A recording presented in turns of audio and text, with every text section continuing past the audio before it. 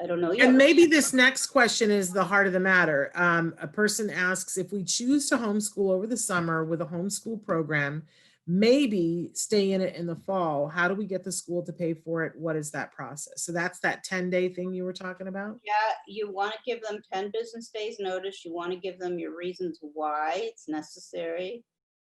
And just know that it's an open question as to what actually will be considered to be comp ed, and for what the time period is.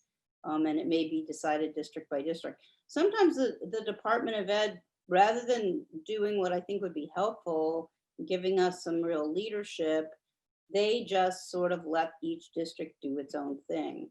So I don't know yet whether there's going to be top-down guidance or it's mainly just going to be do your own thing guidance. But I'll let you know as soon as I do know. But when we're not in a COVID emergency, if a family decides that they want to homeschool and they have to give 10 days written notice, and can they just say, because we've decided to, because we're more comfortable with that, because we want to include religious things in our, like, what are the reasons that they'll accept for why you want to do homeschool? Well, you see, that question starts to bifurcate, because are you doing homeschool because of a FAPE dispute and the district not offering you a free appropriate public education? Are you doing homeschool because you'd like to participate in a private school, which in California is what you create when you start to homeschool in your home? Are you actually going to go to a brick and mortar school? And is it because of a FAPE dispute, or do you want a religious education? So it's not as simple as just saying we want to homeschool. But if you are forced to remove your child from school due to a FAPE dispute, as certainly has happened in the past and will again in the future, over the availability of decent ABA services in public school for your child, you want to preserve your right to sue. In California, you'd have 2 years from the date of the removal potentially to sue. And you have to give 10 business days notice, which is more like really going to be 2 weeks notice, and you have to sit there and count. And the way you count is, if you're giving notice today, Monday, and today's the 22nd, you've got 4 days in this week. Yeah. You've got 5 days in the following week. Then I forget where 4th of July falls, but you're Friday. You're Yeah. looking at a date that's basically in the beginning of July.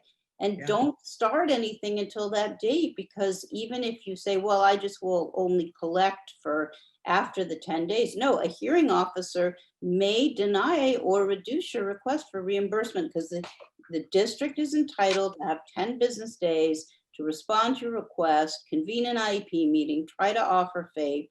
And I'm just going to say it one more time. It's 10 business days. So Right.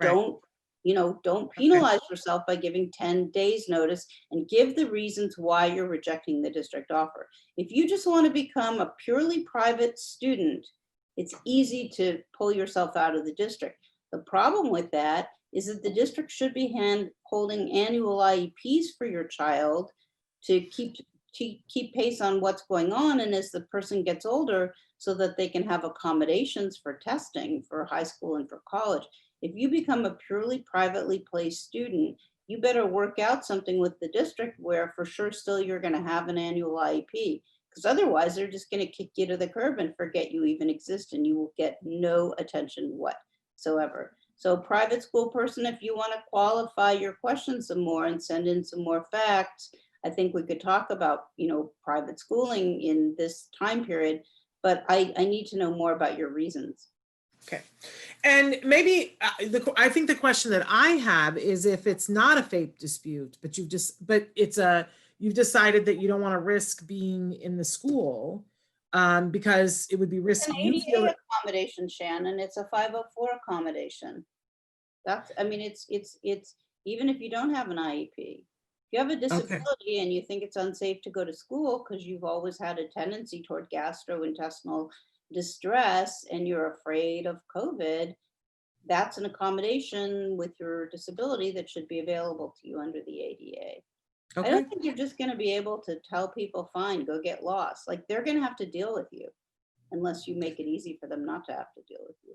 I think we're all, myself included, just trying to figure out what the line is, because in my case, I'm really trying to decide what my child will do in the fall. And yeah, and I feel like I'm with this person who wrote in, and this whole idea of, well, we're only going to go to school 2 days a week.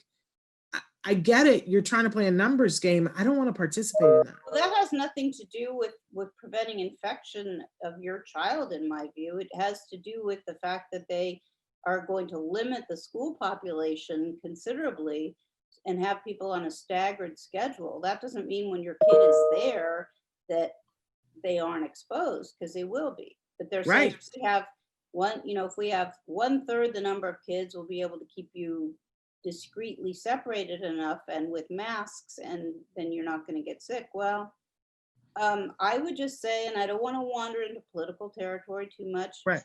but what I'm finding is it's hard for people. People don't like conflict, and it's hard for people to tell other people, you know, do this or don't do this, and other people don't like it. So I don't know how much enforcement of the rules is going to exist in school. It's going to be school to school to school, right? Okay. Hey, thanks for watching Autism Live. To subscribe, click here. And if you'd like to check out some more of our videos, click here.